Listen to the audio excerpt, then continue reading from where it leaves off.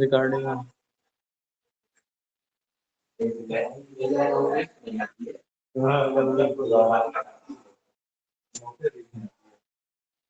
ये अच्छा UPS first okay 200 plus students add हुए थे ये कैसे कैसे रुके। Hello students, good morning.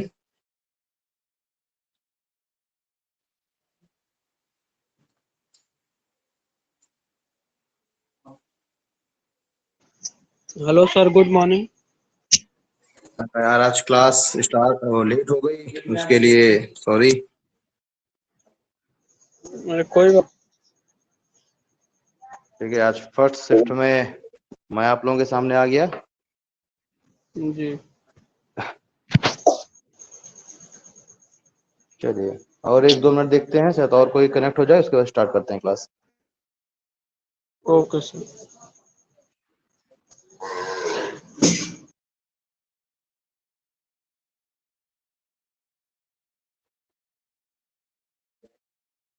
हाँ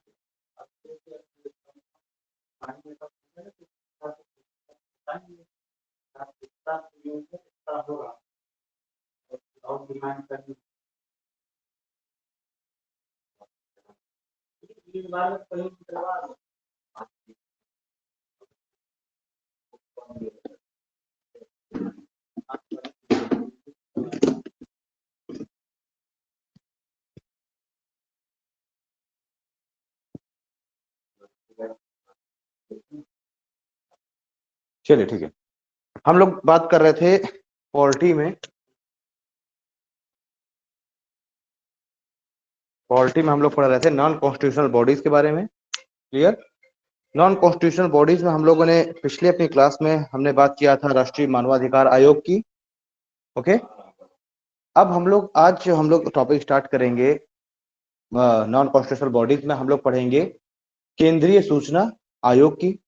हमने राष्ट्रीय मानवाधिकार आयोग पढ़ा था, राज्य मानवाधिकार आयोग पढ़ा था। क्लियर? आज हम लोग पढ़ेंगे केंद्रीय सूचना आयोग को, यानी सेंट्रल इंफॉर्मेशन कमीशन को। ठीक है, जिसको हम लोग सीआईसी बोलते हैं। अब ये सेंट्रल इंफॉर्मेशन कमीशन, इसकी स्थापना कहाँ से की गई? तो जैसे कि मैंने आपको बताया कि नॉन कॉन्स्टिट्यूशनल बॉडी है, मतलब कि संविधान में संशोधन करके तो इसको लागू किया नहीं गया है, यानी संविधान में कहीं भी इसका उल्लेख किया नहीं गया। तो इसको आखिरकार ये इसकी स्थापना हुई कैसे, इसको कैसे लागू किया गया?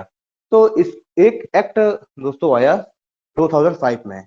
उस एक्ट का नाम है right to education, right to information, RTI act. आप लोगों ने सुना होगा, आरटीआई एक्ट 2005 आया।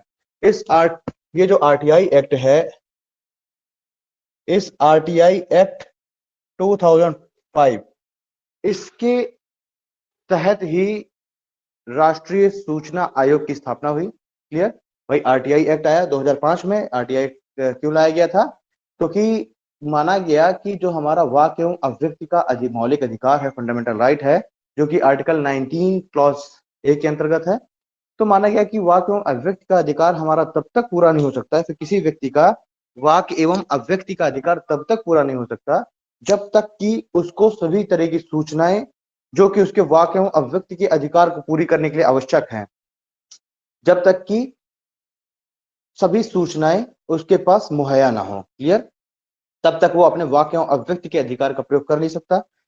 तो एक तरीके से वाक एवं अभिव्यक्ति के अधिकार को ही पूरा करने के लिए, उसको ही पूर्णता प्रदान करने के लिए ही 2005 में आरटीआई एक्ट आया, राइट टू इंफॉर्मेशन एक्ट आया। ठीक है, अब ये आरटीआई एक्ट, ये तो हम लोग जान गए कि ये केवल एक एक्ट के तहत आया था, इसी वजह से इसको हम लोग क्या बोलते हैं, सिर्फ एक संवैधानिक अधिकार बोलते हैं। यानी कि हमें विधि के द्वारा प्रदत्त अधिकार है, ये कानून के द्वारा प्रदत्त अधिकार है। अगर हम नीति आयोग की बात करें तो नीति आयोग ना ही सांविधिक अधिकार है और ना ही वो ना ही उसको संवैधानिकता प्राप्त है और ना ही उसको वैधानिकता प्राप्त है। वो क्या है? वो केवल सरकार के द्वारा ही उसको बस स्टार्ट कर दिया गया है, उसके लिए कोई भी एक्ट नहीं बनाया गया। तो वो क्या है? वो गैर विधिक भी है और नॉन कॉन्स्टिट्यूशनल भी है। ठीक है, यानी कि गैर संवैधानिक भी उसे हम बोलेंगे और गैर विधिक भी बोलेंगे, जबकि ये क्या है? ये विधिक अधिकार है, जिसको जो कि विधि यानी कि कानून के द्वारा जो प्रदत्त हमें किया गया है। अब आरटीआई एक्ट में हम लोग पढ़ेंगे, क्या पढ़े, मतलब आरटीआई एक्ट को प्रवक्ता प्रदान करने के लिए मैंने क्या बताया कि राष्ट्रीय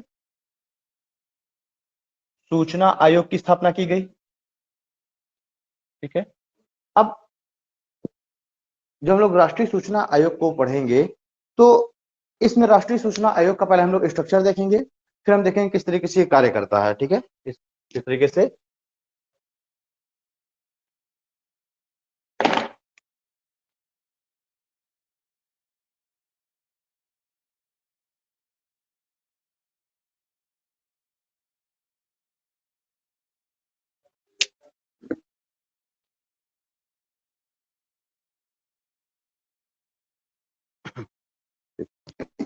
तो देखिए, इस राष्ट्रीय सूचना आयोग के अंतर्गत एक तो अध्यक्ष होता है,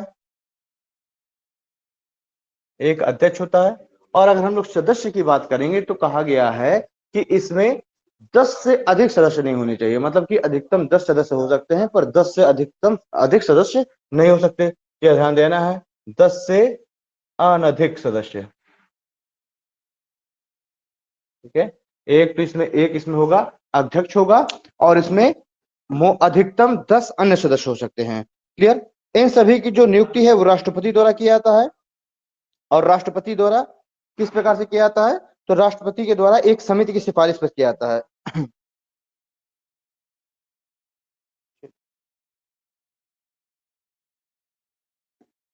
ठीक, तो ये जो अध्यक्ष एवं सदस्य हैं इनकी जो नियुक्ति है, इनकी नियुक्ति की जाती है किसके द्वारा, राष्ट्रपति के द्वारा। नियुक्ति राष्ट्रपति के द्वारा की जाएगी, और जो राष्ट्रपति है इनकी जो नियुक्ति कर रहा है वो एक समिति की सिफारिश पर करता है,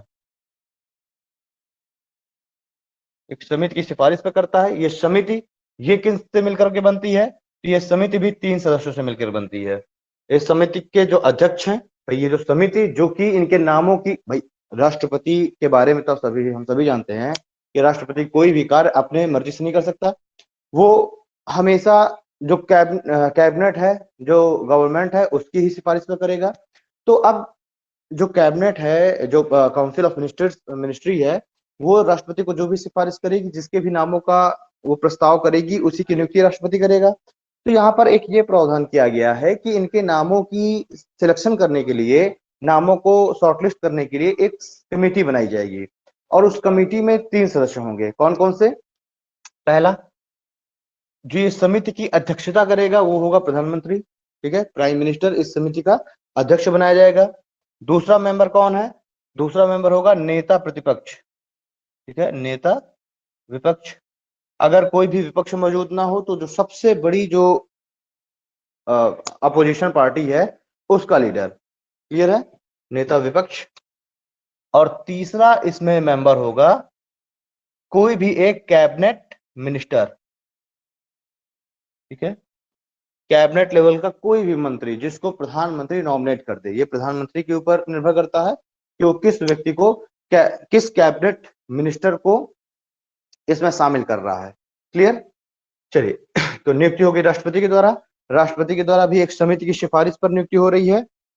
इस समिति में 3 सदस्य होंगे। कौन कौन से, वही प्रधानमंत्री होगा, नेता विपक्ष हो गया, और जो आपका कैबिनेट मंत्री है वो हो गया। अब ये कहा गया है कि अध्यक्ष और सदस्य बनने वाले जो व्यक्ति हैं उनमें कुछ चीजों का या कुछ उनमें स्पेशलिटीज का होना आवश्यक है, यानी कुछ ऐसे क्षेत्र हैं जिन क्षेत्रों से इन अध्यक्ष और सदस्यों को चुना जाएगा। वो क्षेत्र कौन कौन से हो सकते हैं, तो समाज सेवा हो सकता है, मतलब कोई ऐसा व्यक्ति जो कि समाज सेवा से एक लंबे समय से जुड़ा हुआ हो, साइंस एंड टेक से जुड़ा हुआ हो, ठीक है, चिकित्सा से जुड़ा हुआ हो, यानी इन सब क्षेत्रों का उसके पास स्पेशलिटी हो या इन क्षेत्रों का नॉलेज रखता हो।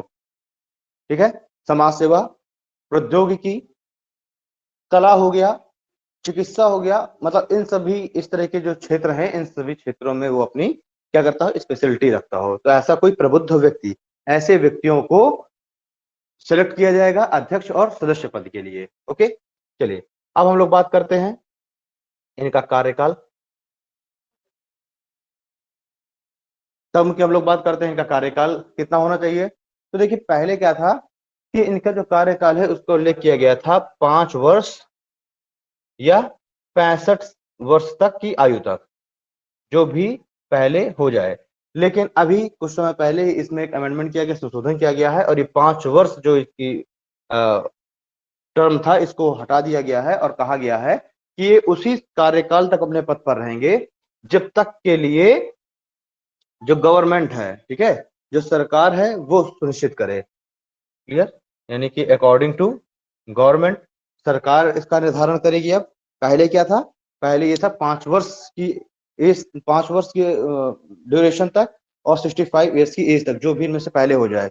लेकिन अभी क्या है, अभी इसमें 5 वर्ष को समाप्त कर दिया गया और कह दिया गया कि सरकार ही अब इसका निर्धारण करेगी जितना भी गवर्नमेंट उचित समझेगी। ठीक है, तो ये अभी हाल ही में ये अमेंडमेंट किया गया है, तो ये आप लोगों को ध्यान में रखना है। ये आपसे पूछा जा सकता है, ये काफी इंपॉर्टेंट है।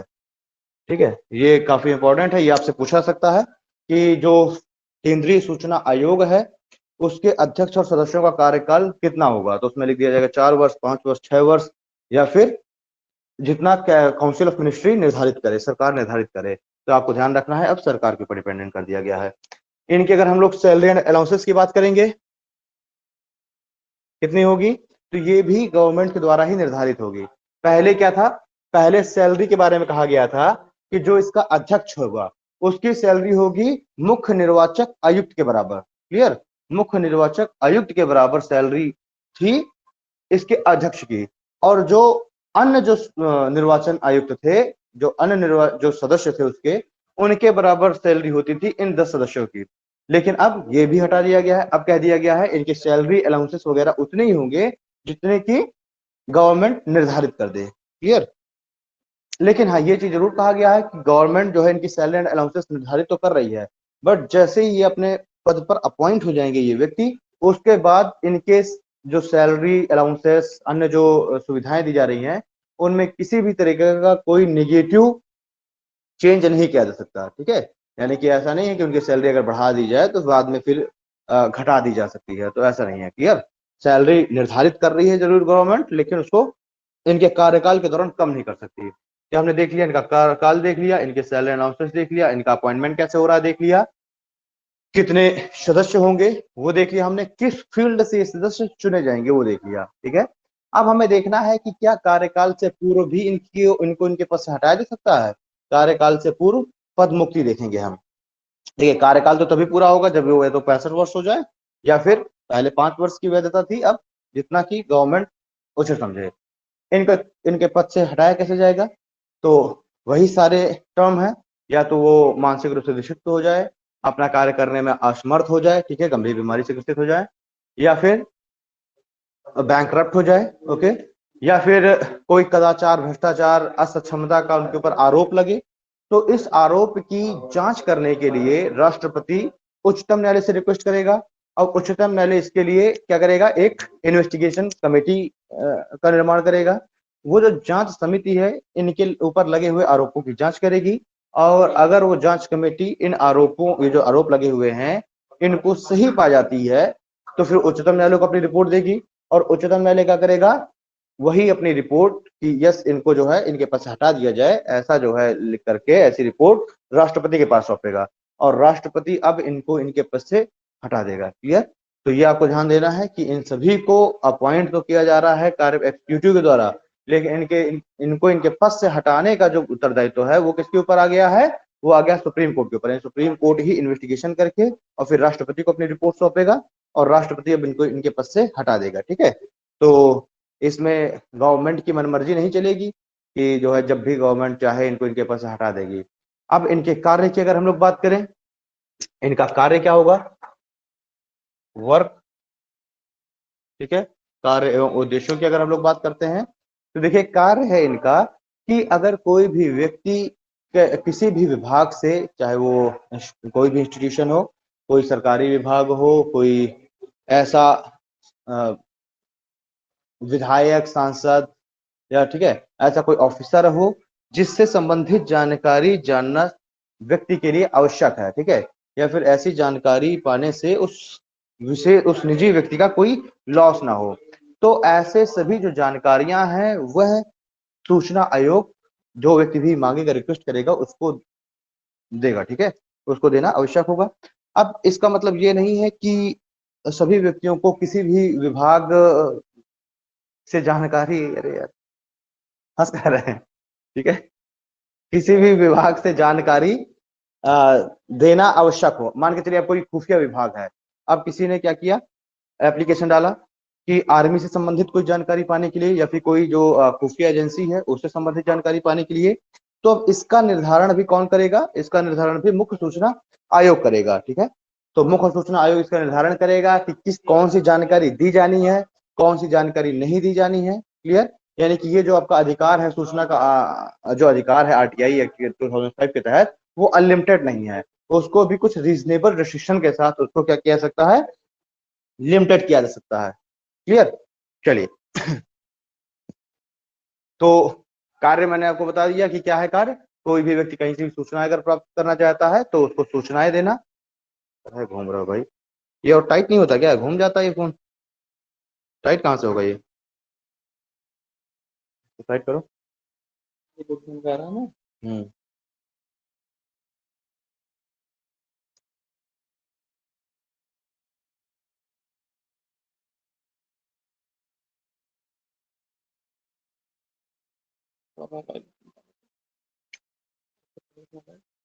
एक मिनट रुकिएगा।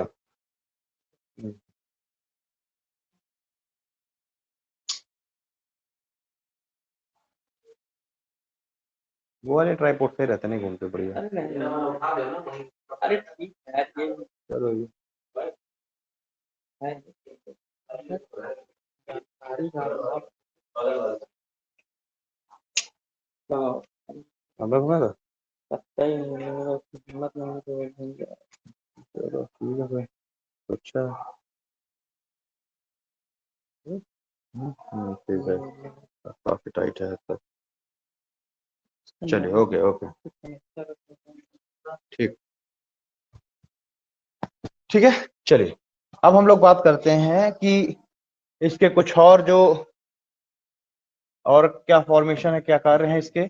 तो देखिए जो सूचना आयोग है ये क्या करता है कि ये प्रत्येक जिले में एक एक ऑफिसर नियुक्त करता है, ठीक है, एक जो है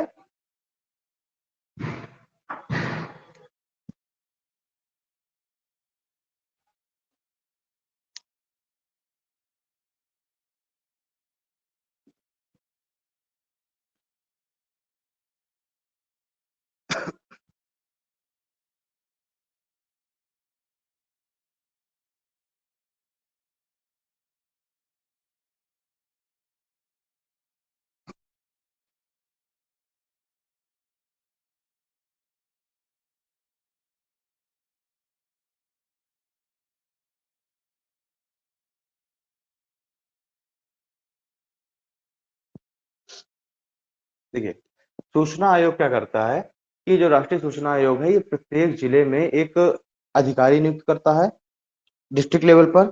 जिस अधिकारी का कार्य क्या होता है कि वो डिस्ट्रिक्ट लेवल पर ही, पहले वो प्राइमरी लेवल पर ही अगर कोई व्यक्ति सूचनाओं को मांगता है तो उसका निपटारा वहीं पर कर दे, ठीक है।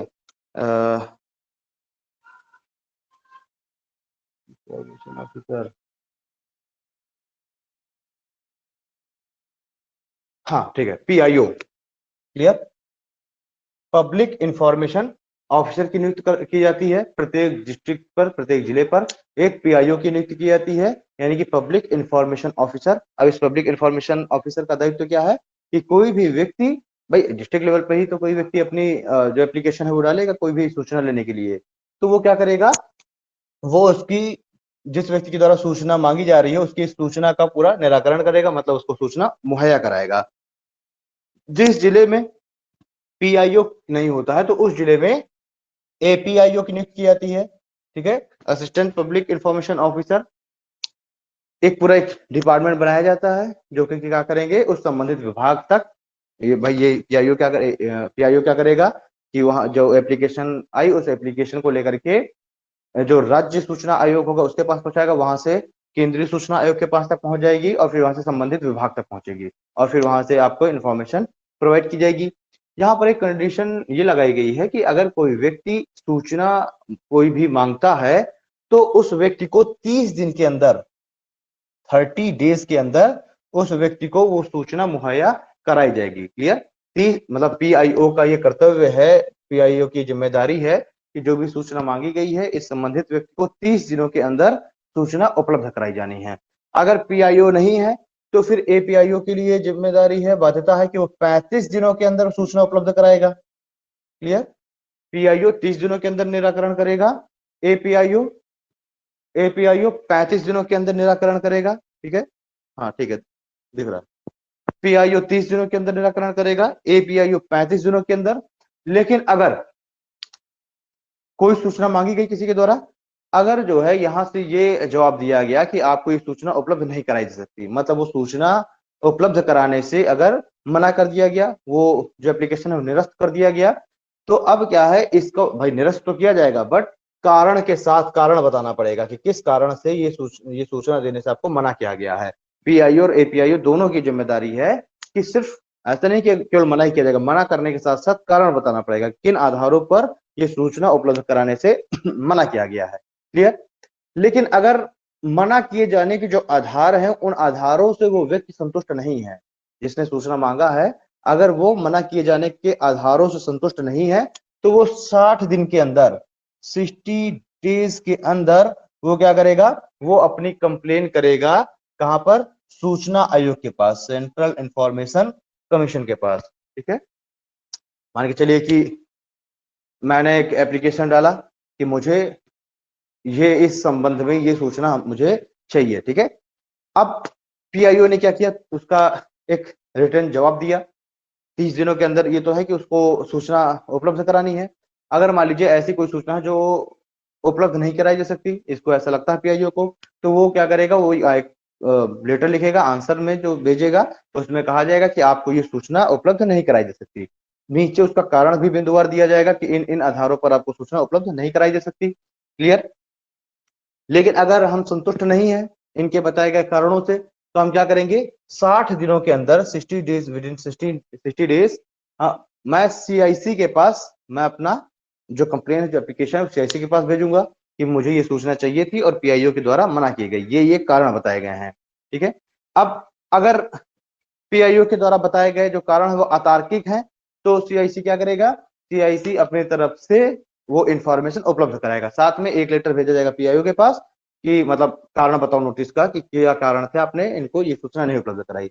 लेकिन इन केस अगर जो सीआईसी है उसने भी रिजेक्ट कर दिया, उसने भी रिजेक्ट कर दिया कि आपको ये सूचना नहीं दी जा सकती है, ठीक है, सीआईसी ने भी अगर रिजेक्ट कर दिया, उसके भी उसने कारण बताया बिंदुवार कि इन इन ये आधार सही है, इन आधारों कुछ मान लो उसने कुछ इसके द्वारा बताया गया आधारों को अलग हटा दिया, कुछ नए आधार जोड़ दिए, इसने जो है अपना डिसीजन दिया। ठीक है, इसने जो है अपना अपना जवाब दिया। अगर हम इसके सीआईसी के जवाब से भी संतुष्ट नहीं है तो अब हम क्या कर सकते हैं, अगर हम सीआईसी के जवाब से भी संतुष्ट नहीं है तो अब हम एप्लीकेशन भेज सकते हैं जो मुख्य सूचना आयुक्त है उसके पास, और कितने समय के अंदर, 30 डेज के अंदर।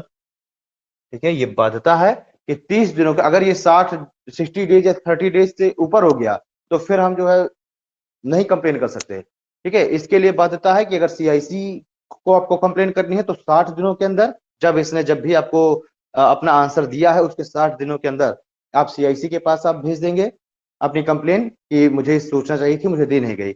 अगर सीआईसी ने भी मना कर दिया है तब आप 30 दिनों के अंदर, एक महीने के अंदर अंदर अब आप मुख्य सूचना आयुक्त के पास, ठीक है, 30 दिनों के अंदर जो मुख्य सूचना आयुक्त है, इस मुख्य सूचना आयुक्त के पास आप कंप्लेन करेंगे। ठीक है, मुख्य सूचना आयुक्त के पास आप कंप्लेन करेंगे कि ना तो मुझे पीआईओ के द्वारा इंफॉर्मेशन दी गई और ना ही सीआईसी के द्वारा। अगर मुख्य सूचना आयुक्त ने भी मना कर दिया, ठीक है, उसने भी रिजेक्ट कर दिया आपके एप्लीकेशन को, आपकी कंप्लेन को रिफ्यूज कर दिया, तो अब आप क्या करेंगे, अब आप मुख्य सूचना आयुक्त के अगेंस्ट आप कंप्लेन कहीं भी नहीं कर सकते। मतलब कि कौन सी सूचना दी जानी है, कौन सी सूचना नहीं दी जानी, इसके बारे में जो फाइनल डिसीजन है वो कौन करेगा, मुख्य सूचना आयुक्त करेगा। ठीक है, आपसे पेपर में पूछा जा सकता है कि अगर मुख्य सूचना आयुक्त ने भी आपको इन्फॉर्मेशन देने से मना कर दिया, आपके एप्लीकेशन को रिजेक्ट कर दिया, तो उसके संबंध में कंप्लेंट कहाँ की जा सकती है, हाई सुप्रीम कोर्ट सीधे दिया जाएगा, बहुत से लोग सुप्रीम कोर्ट लगा देंगे। तो ये जो है सबसे अपर बॉडी है, ये निर्धारित करने के लिए कि कौन सी सूचना उपलब्ध कराई जा सकती है और कौन सी नहीं। इसके अगेंस्ट कहीं भी कंप्लेंट की भी नहीं जा सकती, ठीक है। इसका निर्णय ही अंतिम निर्णय होगा। सुप्रीम कोर्ट इसके मुख्य सूचना आयुक्त के जो कारण हैं उनके बारे में उनकी समीक्षा भी नहीं कर सकती, उनका उनके बारे में हियरिंग भी नहीं किस तरह की कर सकती। तो ये आपको याद रखना है, ये भी काफी पूछे जाने वाले पॉइंट्स में से है कि मुख्य सूचना आयुक्त के अगेंस्ट कंप्लेंट कहाँ की जा सकती है। तो ये जो है ये सबसे सुपीरियर बॉडी है निर्धारित करने के लिए कि कौन सी सूचना उपलब्ध कराई जानी चाहिए और कौन सी नहीं, ठीक। कार्य में मैंने आपको बता ही दिया कि कोई भी अगर सूचना मांगी जा रही है तो किसी भी विभाग को बोलना, आदेशित करना कि ये सूचना दी जानी चाहिए, ठीक है। ये सारी जो शक्तियां हैं ये हो गई आपकी सूचना आयोग की। अब हम लोग बात करेंगे केंद्रीय सतर्कता आयोग की।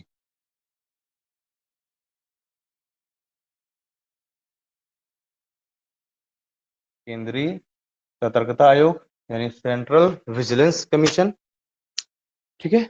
अभी जो केंद्रीय सतर्कता आयोग है इसकी स्थापना ही की गई थी कि जो भ्रष्टाचार है, जो करप्शन है, उनके निवारण के लिए। क्लियर, जिस तरीके से केंद्रीय सतर्कता आयोग की स्थापना की गई, सेम वही कारण थे और वही जो कमेटी है जो इसकी अनुशंसा करेगी, उसी कमेटी के आधार पर ही सीबीआई की भी स्थापना की गई। क्लियर, चलिए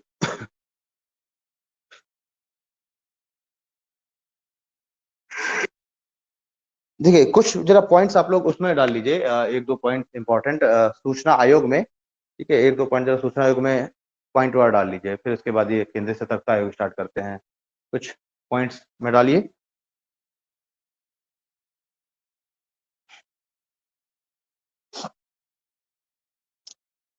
चलिए, सूचना आयोग का ये दायित्व तो है कि वह किसी व्यक्ति से प्राप्त जो जानकारियां हैं और जो उसकी जो शिकायतें हैं उनका निराकरण करे।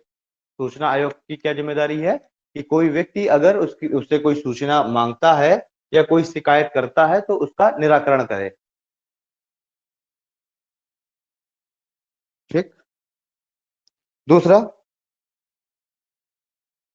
यदि किसी ठोस आधार पर कोई मामला प्राप्त होता है तो आयोग ऐसे मामलों की जांच का आदेश भी दे सकता है, ठीक है। आयोग को, तीसरा पॉइंट है, आयोग को ऐसे मामलों की सुनवाई करने के संबंध में दीवानी न्यायालय की शक्ति प्राप्त होती है। दीवानी न्यायालय की शक्ति का मतलब है कि सीधे वो पीआईओ को भी समन जारी कर सकता है, कोई अगर विभाग अगर सूचना मुहैया नहीं कराता तो उसको भी समन जारी कर सकता है, ठीक है। इस संबंध में कोई भी पूछताछ कर सकता है, कोई भी साक्ष्य वगैरह जुटा सकता है, ठीक है। तो ये अधिकार भी प्राप्त है इसको दीवानी न्यायालय का, ठीक। मतलब किसी भी गवाह या दस्तावेज की जांच कर सकता है। क्लियर,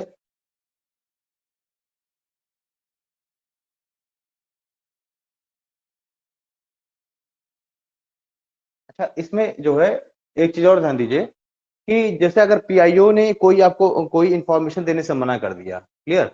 अब अगर पीआईओ, भाई सीवीसी ने क्या किया, सीवीसी ने इस मामले की जांच की, अगर पीआईओ गलत पाया जाता है, क्लियर, तो अब पीआईओ के ऊपर भी फाइन लगाए जाने का प्रावधान है। मतलब जितना भी लेट होगा पर डे के हिसाब से 250 रुपए के हिसाब से पीआईओ के ऊपर फाइन लगेगा। अगर पीआईओ कोई इंफॉर्मेशन देने में मान लीजिए लेट करता है, देखिए क्या कहा गया है कि पीआईओ 30 दिनों के अंदर कोई भी सूचना उपलब्ध कराएगा। पीआईओ 30 डेज के अंदर उपलब्ध कराएगा सूचना, 30 डेज तक तो ठीक है। लेकिन अगर पीआईओ लेट करता है 30 से अगर उसने 40 डेज कर दिए तो अब पीआईओ के ऊपर ये जो 10 दिन एक्स्ट्रा लग गए ना, इसका फाइन भी लगाने का प्रावधान है। और फाइन कितना लगेगा, 250 रुपए पर डे के हिसाब से, जो कि अधिकतम कितना हो सकता है, अधिकतम हो सकता है 25,000 तक, ठीक। तो ऐसा नहीं है कि पीआईओ जितना दिन चाहे उतने दिन इसको रख सकता है।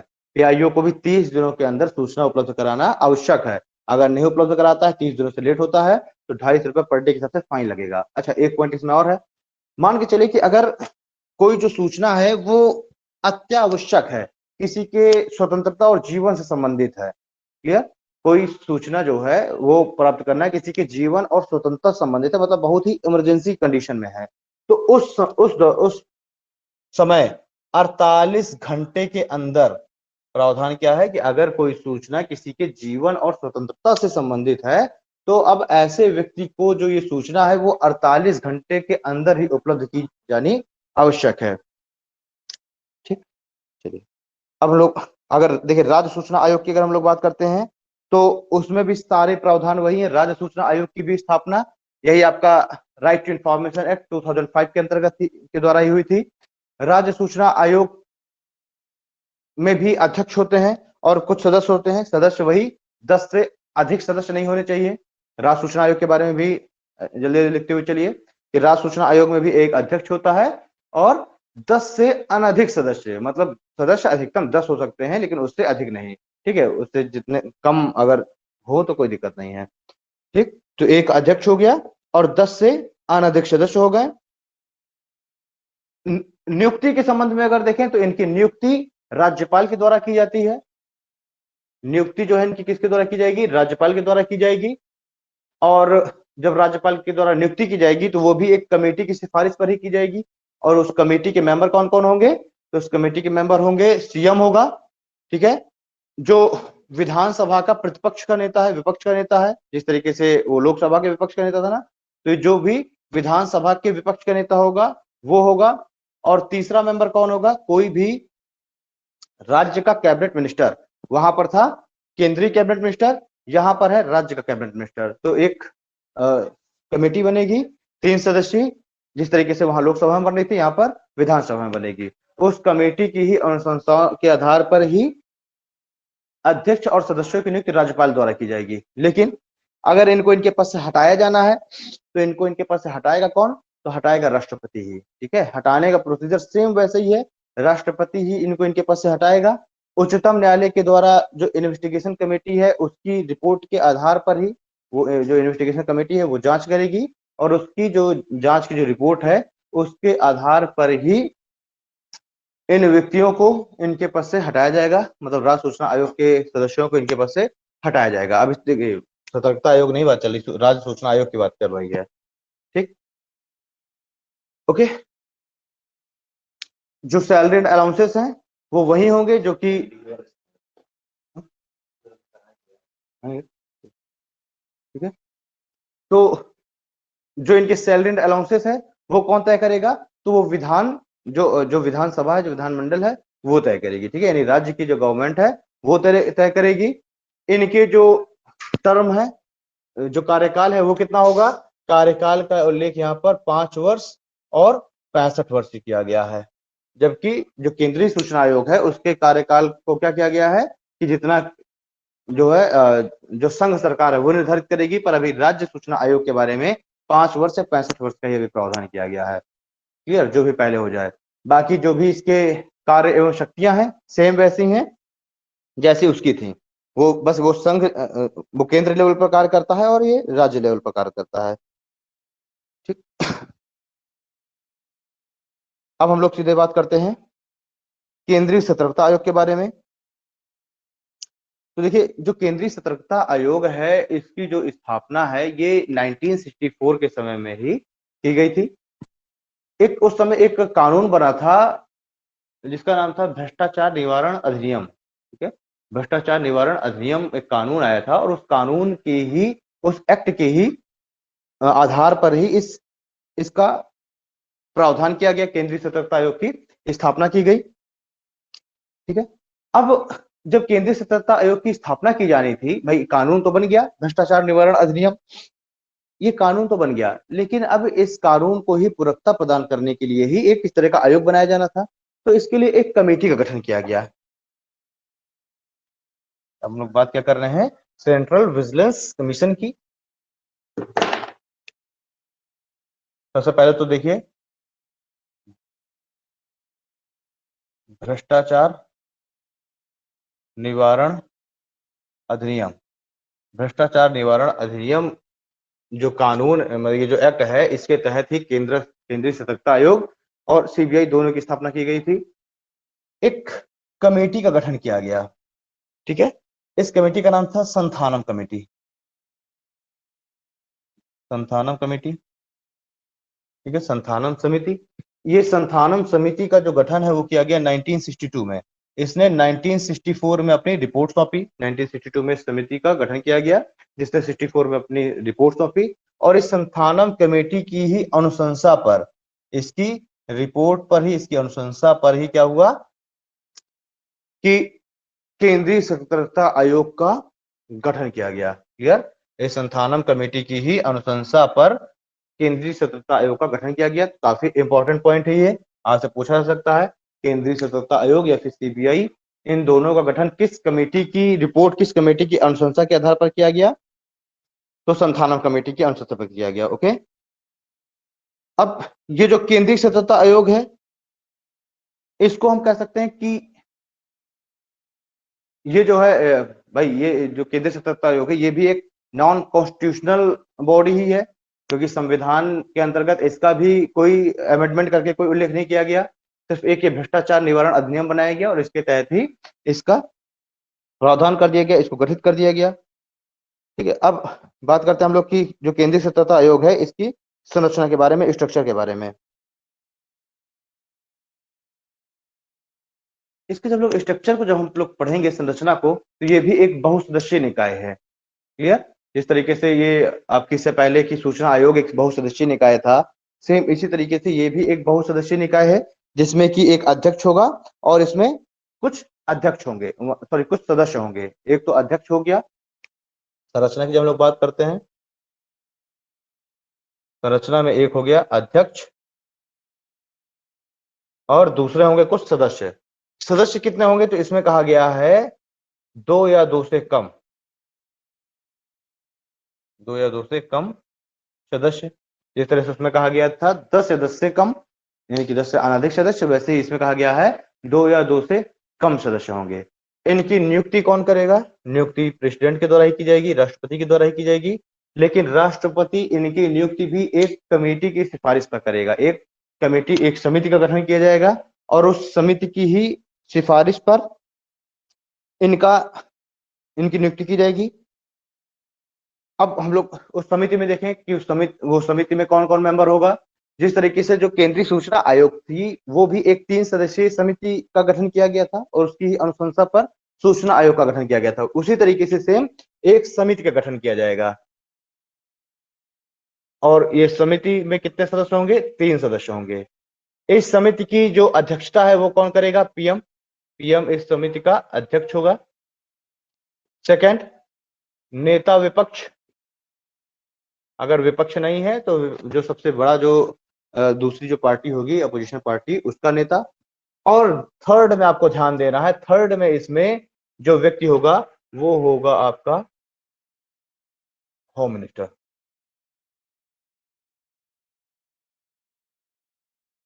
ठीक है, इसमें जैसे कि कैबिनेट लेवल का कोई भी मंत्री है,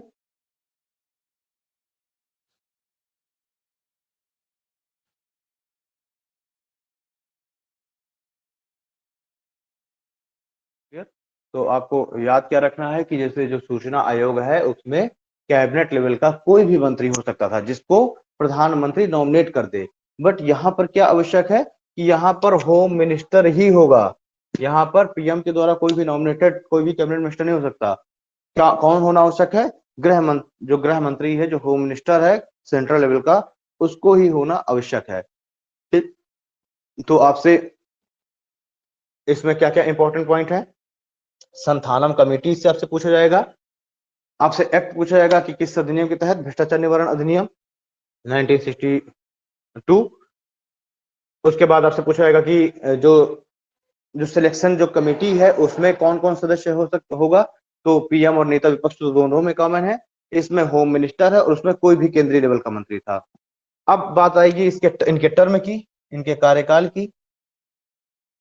ठीक है, इनका टर्म यानी इनका कार्यकाल कितना है? तो देखिए इनका जो कार्यकाल है वो ये मान के चलिए कि बिल्कुल सबसे अलग है। अभी तक आपने 4 वर्ष कभी किसी का भी कार्यकाल नहीं सुना होगा। तो इनका जो कार्यकाल है वो है 4 वर्ष या फिर 65 वर्ष की आयु, जो भी पहले हो जाए। ठीक है, सूचना आयोग के जो सदस्य एवं अध्यक्ष हैं उनका कार्यकाल 5 वर्ष हुआ करता था। मैंने बताया कि अब उनके कार्यकाल को 5 वर्ष से हटा दिया गया और कह दिया गया जितना भी सरकार आवश्यक समझेगी उतना कार्यकाल का निर्धारित कर देगी। लेकिन इनका जो कार्यकाल है वो कितना है, वो 4 वर्ष या 65 वर्ष की आयु तक। कार्यकाल से पूर्व पदमुक्ति की अगर हम लोग बात करेंगे कि कार्यकाल से पूर्व पदमुक्ति इनकी कैसे हो सकती है, कार्यकाल से पूर्व पदमुक्ति, तो ये कार्यकाल से पूर्व पदमुक्ति के सारे जो प्रोविजन है, सारे जो प्रावधान है, वो बिल्कुल केंद्रीय सूचना आयोग के जैसे ही है। मतलब राष्ट्रपति ही इनको इनके पद से हटाएगा। राष्ट्रपति कैसे हटा सकता है, तो साबित कदाचार और असक्षमता के आरोपों के आधार पर। वो भी उच्चतम न्यायालय को इस पर जांच करने के लिए प्रस्ताव करेगा, ठीक है, मतलब बोलेगा, रिक्वेस्ट करेगा, और उच्चतम न्यायालय क्या करेगा, एक इन्वेस्टिगेशन कमेटी का गठन करेगा। सुप्रीम कोर्ट अगर वो जांच समिति इस पर लगे हुए आरोपों को सही पाती है तो फिर राष्ट्रपति, मतलब उस रिपोर्ट के आधार पर राष्ट्रपति इनको इनके पद से हटा देगा। अन्य दूसरे प्रावधान क्या है, वैसे ही दिवालिया हो जाना, वैसे ही अपना इस्तीफा राष्ट्रपति को सौंप देना, या फिर अगर मानसिक रूप से, शारीरिक रूप से विक्षिप्त हो जाए, कार्य करने में असमर्थ हो जाए, तो ये इन सभी कारणों पर इन जो केंद्रीय सतर्कता आयोग है, इसके अध्यक्ष और सदस्यों को इनके पद से हटाया जा सकता है। क्लियर? चलिए, अब ये जो केंद्रीय सतर्कता आयोग है, इस केंद्रीय सतर्कता आयोग के पास अपना सेक्रेटेरिएट भी होता है, अपना सचिवालय भी होता है, ठीक है। मतलब पूरा एक सेक्रेटेरिएट होगा, उस सेक्रेटेरिएट में बहुत सारे अलग अलग लेवल पर ऑफिसर होंगे, बहुत सारे उसमें पदाधिकारी होंगे उस पूरे सेक्रेटेरिएट में, और वो सभी मिलकर के वो जो है ये कार्य करेंगे, ठीक है, भ्रष्टाचार को रोकने के लिए, इसको प्रिवेंट करने के लिए कार्य करेंगे। तो इसका एक तो देखिए अपना सचिवालय होगा, इसमें आप लिख लीजिए कि इसका एक मतलब संगठनात्मक ढांचा आप लिख सकते हैं, ठीक है, इसका संगठनात्मक ढांचा लिख सकते हैं कि क्या कौन कौन इस पूरे इस स्ट्रक्चर में शामिल होगा। तो पहला पॉइंट डालिए, इसका अपना सचिवालय है, इसका अपना सचिवालय है। दूसरा लिख सकते हैं, दूसरा पॉइंट डालिए, दूसरे में है मुख्य तकनीकी परीक्षक होगा, मुख्य तकनीकी परीक्षक। पहला तो इसका अपना सेक्रेटेरिएट है, दूसरा मुख्य तकनीकी परीक्षक। थर्ड, डिपार्टमेंटल इन्वेस्टिगेशंस करने के लिए आयुक्त होंगे, ठीक है, डिपार्टमेंटल इन्वेस्टिगेशन करने के लिए कुछ आयुक्त, कुछ कमिश्नर्स भी होंगे।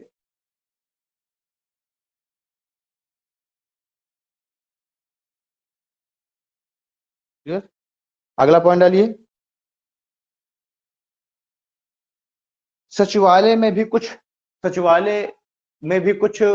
जो सेक्रेटेरिएट है सचिवालय, उसमें भी कुछ पदाधिकारी होंगे जो कि निम्न है। सचिवालय में भी कुछ पदाधिकारी होंगे जो कि निम्न है। सचिवालय में एक मुख्य सचिव होगा, सचिवालय में भी कुछ अधिकारी हैं जो कि निम्न है। पहला, सचिवालय में एक तो हो गया चीफ सेक्रेटरी, मुख्य सचिव, ठीक है। सेकंड, संयुक्त सचिव होगा, एक तो चीफ हो गया, ठीक है। दूसरा होगा संयुक्त सचिव, ठीक। फिर होगा इसमें एक अपर सचिव होता है, और फिर बाकी कुछ जो है कर्मचारी होते हैं, और उन कर्मचारियों की भर्ती है केंद्रीय सतर्कता आयोग ही करता है। तो एक अपर सचिव होगा और कुछ कर्मचारी होंगे जो कि इसके कार्यों में सहायता देंगे।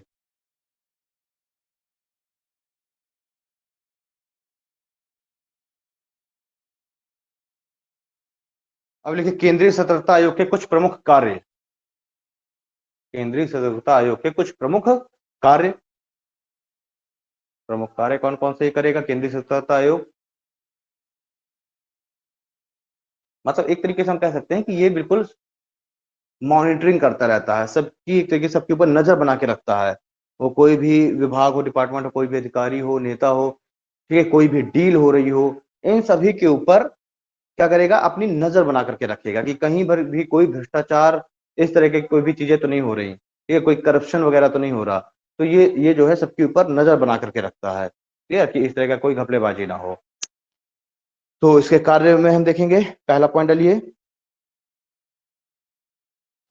केंद्र सरकार के निर्देश पर,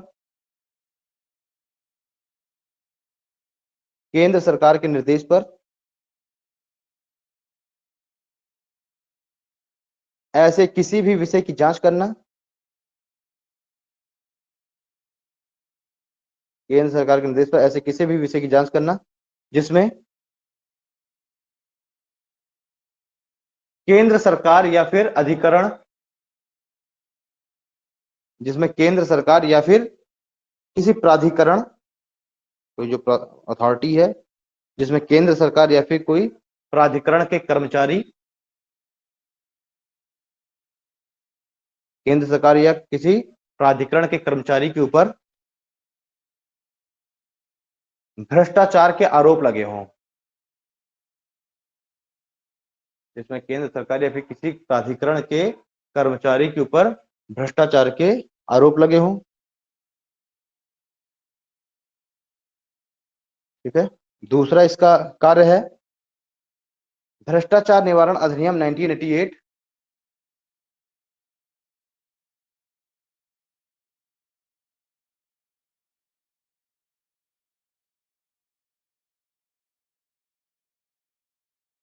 भ्रष्टाचार निवारण अधिनियम, देखिए पहले एक बार भ्रष्टाचार निवारण अधिनियम लेकर के आया गया 1962 में, लेकिन उसको जो पूरी तरीके से पूरकता जो प्रदान हुई, जो अधिक शक्तियां दी गई, उसको पूरी एक तरीके से एक्ट बना दिया गया। यहाँ पर तो प्रस्ताव लेकर के आया गया, तो उसी प्रस्ताव के आधार पर संस्थानम कमेटी का गठन हुआ और ये सब केंद्रीय सतर्कता आयोग की नियुक्ति हो गई। लेकिन फिर बाद में भ्रष्टाचार निवारण अधिनियम को जो पूरा एक्ट बना दिया गया, उसको पूरा पास कर दिया गया अधिनियम के तौर पर, वो हुआ 1988 में हुआ। क्लियर, यानी अधिक इसको शक्तियां दी गई भ्रष्टाचार निवारण अधिनियम को। तो अगला पॉइंट आप लोग क्या लिख रहे हैं कि भ्रष्टाचार निवारण अधिनियम 1988 के तहत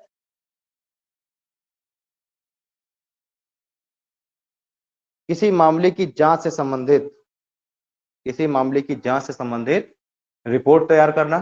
भ्रष्टाचार निवारण अधिनियम 1988 के तहत किसी भी मामले की जांच से संबंधित रिपोर्ट तैयार करना,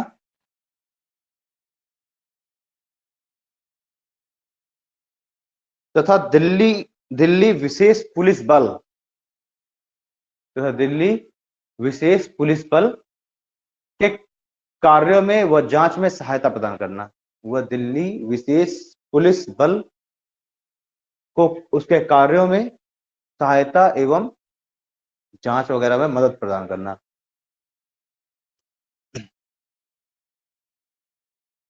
दिल्ली विशेष पुलिस बल के कामकाज व जांच में सहायता व मदद प्रदान करना। ठीक है। अगला पॉइंट, दिल्ली विशेष पुलिस बल को निर्देशित करना, दिल्ली विशेष पुलिस बल को निर्देशित करना।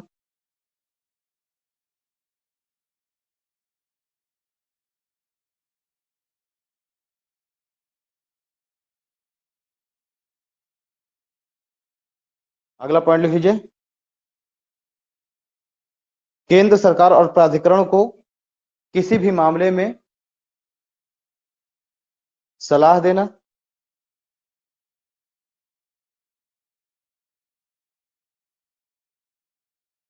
केंद्र सरकार और प्राधिकरण को किसी भी मामले में सलाह देना। अगला पॉइंट, केंद्र सरकार के मंत्रालय एवं प्राधिकरणों के सतर्कता प्रशासन पर नजर रखना। केंद्र सरकार के जो भी मंत्रालय हैं और गवर्नमेंट के जो भी पर्सन्स हैं, उनके ऊपर उनके सतर्कता प्रशासन पर नजर रखना।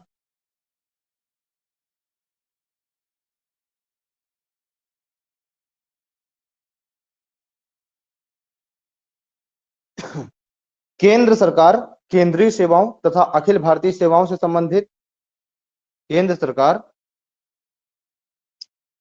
केंद्रीय सेवाओं एवं अखिल भारतीय सेवाओं से संबंधित,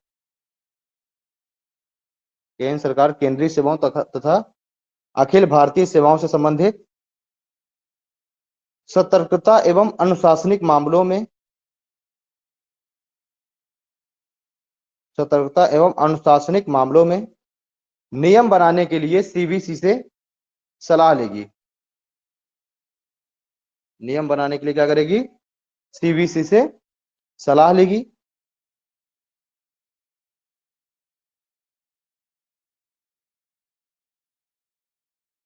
ठीक है,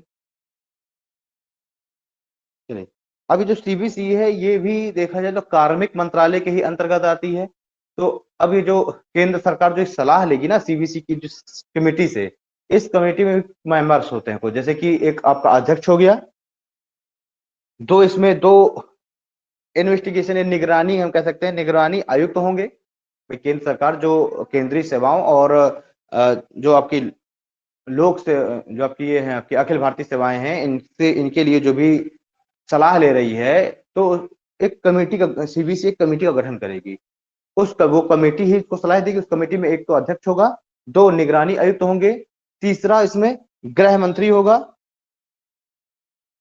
ठीक है, मतलब सॉरी, गृह मंत्री क्या, गृह मंत्रालय से कोई सचिव होगा। ठीक है, गृह मंत्रालय से कोई सचिव होगा, और एक होगा इसमें वित्त मंत्रालय से कोई सचिव, वित्त मंत्रालय सचिव। एक होगा जो कार्मिक मंत्रालय है उसका सचिव।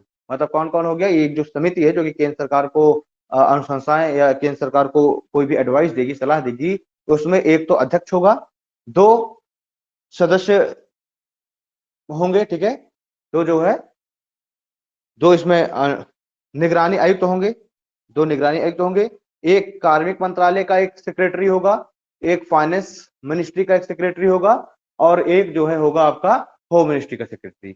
इतने सदस्यों से मिलकर के, इन तीन दो पांच छह छह सदस्यों से मिलकर के एक कमेटी का गठन किया जाएगा, और वो कमेटी ही केंद्र सरकार को, सेंट्रल गवर्नमेंट को किसी भी रिपोर्ट पर, किसी भी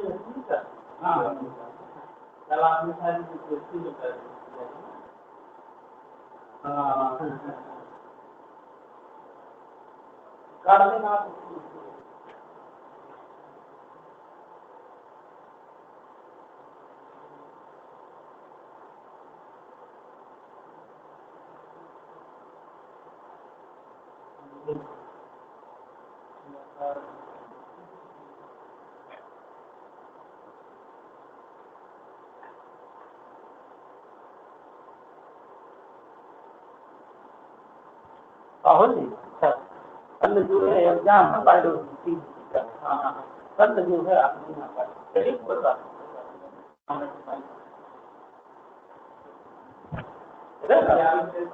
फोन आया था, अच्छा हाँ, उस कमरे के साथ में भी कोई चाहिए थी, हाँ और बच्चे जाएंगे तो मोबाइल में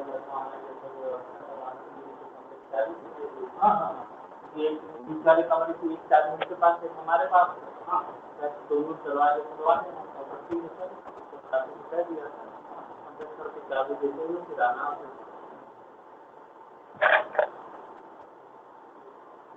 और उनसे हैरान किया हाँ, तो वही तो बात के लिए एकदम हाँ काम है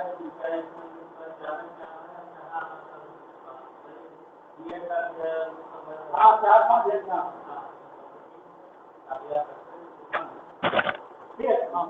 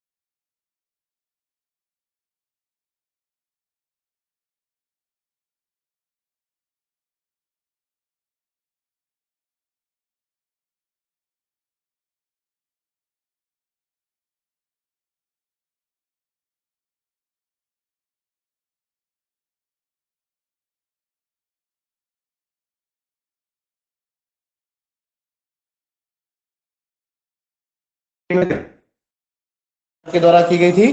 और बाद में फिर जब भ्रष्टाचार निवारण अधिनियम आया 1988 में, उसके द्वारा इसको और अधिक शक्तियां प्राप्त हो गई। ठीक, तो जिस समय इसकी स्थापना की गई थी, तो यह एक गैर संवैधानिक,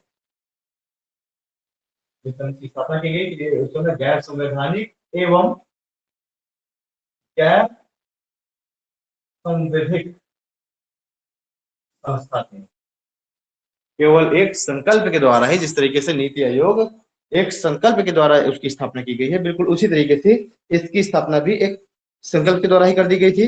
अब ये जो संकल्प है वो तो ऐसा है नहीं कि गृह मंत्रालय के जो उस मिनिस्ट्री के जो मिनिस्टर्स हैं और जो अन्य राज्य मंत्री हैं वो एक दिन सो करके जगह उन्होंने ऐसा संकल्प। सर एक्चुअली अभी ना बीच में वॉइस ब्रेक हो गई थी, तो बिल्कुल भी वॉइस नहीं आ रही थी, तो अगेन रिपीट कर दो ना। कहाँ से? केंद्र सरकार वो प्राधिकरण को सलाह दे रहा है यहाँ से। अच्छा, पिछले टॉपिक से। हाँ एक्चुअली आपकी वॉइस नहीं आ रही थी बिल्कुल भी, तो क्लियर नहीं हुआ। अच्छा, मतलब हम लोग बात कर रहे थे केंद्रीय सतर्कता आयोग के कार्यों की हम लोग बात कर रहे थे। ठीक है, तो मैं बता रहा था कि मान के चलिए केंद्र सरकार सीबीसी से, अगर जैसे आपका जो केंद्रीय जो सर्विसेज हैं, ठीक है, जो सेंट्रल जो सर्विसेज हैं, उसके केंद्रीय सेवाओं और अखिल भारतीय सेवाओं के जो अधिकारी हैं, उनके ऊपर अगर किसी तरह का कोई भ्रष्टाचार का आरोप लग रहा है, उनके ऊपर कोई भी इस तरह का एलिगेशन लग रहा है, तो उनकी जांच करने के लिए, ठीक है, उनके ऊपर अगर कोई भ्रष्टाचार का आरोप लग रहा है तो उसकी जांच करने के लिए केंद्रीय सरकार सीबीसी से अपील कर सकती है। और सीबीसी क्या करेगा, इन जो केंद्रीय जो सर्विसेज हैं, ठीक है, केंद्रीय सेवाएं और जो अखिल भारतीय सेवाएं हैं, इनके ऊपर जो आरोप लगे हुए हैं, इनकी जांच करने के लिए सीबीसी एक कमेटी का गठन करेगी। और उस कमेटी में कुछ सदस्य होंगे, जैसे कि एक अध्यक्ष होगा, 2 निदेशक आयुक्त होंगे, ठीक है, 2 निदेशक आयुक्त होंगे, एक होगा होम मिनिस्ट्री का सेक्रेटरी, सचिव, गृह मंत्रालय का सचिव, एक होगा कार्मिक मंत्रालय का सचिव, और एक होगा इसमें फाइनेंस मिनिस्ट्री का सचिव। तो इतने 6 सदस्यों से मिलकर के एक कमेटी बनाएगी, कौन? सीबीसी। और सीबीसी की इसी कमेटी के ये जो कमेटी बनाई गई, इन्वेस्टिगेशन कमेटी है, इसके द्वारा ही अखिल भारतीय सेवाओं और केंद्रीय सेवाओं के जो पदाधिकारी हैं, उनके ऊपर लगे हुए आरोपों की जांच किया जाएगा, इन्वेस्टिगेशन किया जाएगा। और वही जो है केंद्रीय सरकार को इस संबंध में सलाह देंगे कि इनके साथ अब क्या किया जाना चाहिए, इनको इनके पद से हटाया जाना चाहिए, इनको बर्खास्त कर दिया जाना चाहिए, क्या सजा का प्रावधान किया जाना चाहिए। क्लियर? तो ये आपका सीबीसी के मैंने पावर्स में बताया था, सीबीसी का ये एक मुख्य शक्ति है। ठीक है, साथ ही में सीबीसी की एक और मैंने मुख्य शक्ति बताई थी, वो ये है कि जो सीबीआई जो कार्य कर रही है, ठीक है, सीबीआई मान लीजिए कोई इन्वेस्टिगेशन कर रही है, कोई जांच कर रही है, तो सीबीआई के कार्यों में उसकी मदद करना। अल्टीमेटली अगर कहा जाए तो जो सीबीआई है वो केंद्रीय सतर्कता आयोग के लिए ही कार्य करती है। केंद्रीय सतर्कता आयोग जो है सीबीआई को भी निर्देशित कर सकती है। अभी चल रहा है, अभी आ रही है आवाज? हाँ अभी आ रही सर। ओके, ठीक। साथ ही साथ मैंने आपको ये भी बताया था आवाज जब नहीं आ रही थी तो मैंने आपसे कहा था कि जो भी ए लेवल और बी ग्रेड के जो भी अधिकारी हैं, ए ग्रेड और बी ग्रेड के जो भी अधिकारी हैं, उनके ऊपर अगर कोई भी भ्रष्टाचार आदि का आरोप लगता है तो उस सभी की जांच करना केंद्रीय सतर्कता आयोग का ही कार्य है। क्लियर? मतलब जो भी हायर लेवल के जो भी ऑफिसर्स हैं, सी और डी ग्रेड के जो कर्मचारी हैं, उनको इससे अलग रखा गया है। उनके ऊपर आरोपों की जांच सीबीसी नहीं करता। सीबीसी करता है केवल ए ग्रेड और बी ग्रेड के अधिकारियों की जांच। कोई भी बैंक के कोई भी जो डायरेक्टर्स हो, सीईओ, चेयरमैन हो, उनकी आरोपों की जांच सिडबी के हो गया, ठीक है, नाबार्ड वगैरह के हो गया, या फिर एलआईसी जो बीमा जो जीवन बीमा जो ये है एलआईसी वगैरह कॉर्पोरेशन, इनके जो प्रबंधक निदेशक हैं, इनके ऊपर लगे हुए आरोपों की जांच आदि करना। मतलब कहा जाए कि किसी भी विभाग का कोई भी सेक्रेटरी हो, कोई भी अधिकारी हो, उन सभी के ऊपर लगे हुए आरोपों की जांच करना इसका दायित्व है, सीबीसी का दायित्व है। सीबीसी इन सभी की मॉनिटरिंग करता है, सभी के ऊपर निगरानी करता है, ताकि कोई भी किसी भी तरीके के भ्रष्टाचार से लिप्त ना हो। क्लियर है? चलिए, अच्छा हाँ, एक पॉइंट मैंने और बताया था इसमें कि जो सीबीसी है वो मनी लॉन्ड्रिंग प्रिवेंशन एक्ट 2002, जो सीबीसी है, सीबीसी को कुछ एक स्पेशल पावर, कुछ विशेषाधिकार भी दिए गए हैं, और वो विशेषाधिकार दिए गए हैं मनी लॉन्ड्रिंग प्रिवेंशन एक्ट 2002 के तहत। तो सीबीसी को मनी लॉन्ड्रिंग प्रिवेंशन एक्ट 2002 के तहत किसी भी लेन देन से संबंधित सूचना को प्राप्त करने का विशेषाधिकार दिया गया है। केंद्रीय सूचना आयोग को किसी भी लेन देन से संबंधित सूचना को प्राप्त करने का विशेषाधिकार दिया गया है मनी लॉन्ड्रिंग प्रिवेंशन एक्ट 2002 के तहत। अब सीबीआई को हम लोग पढ़ेंगे। सीबीआई की जो स्थापना है वो 1963 में गृह मंत्रालय के द्वारा एक संकल्प पारित करके की गई थी। सीबीआई की स्थापना, सेंट्रल ब्यूरो ऑफ इन्वेस्टिगेशन, इसकी स्थापना गृह मंत्रालय के द्वारा एक संकल्प पारित करके की गई थी।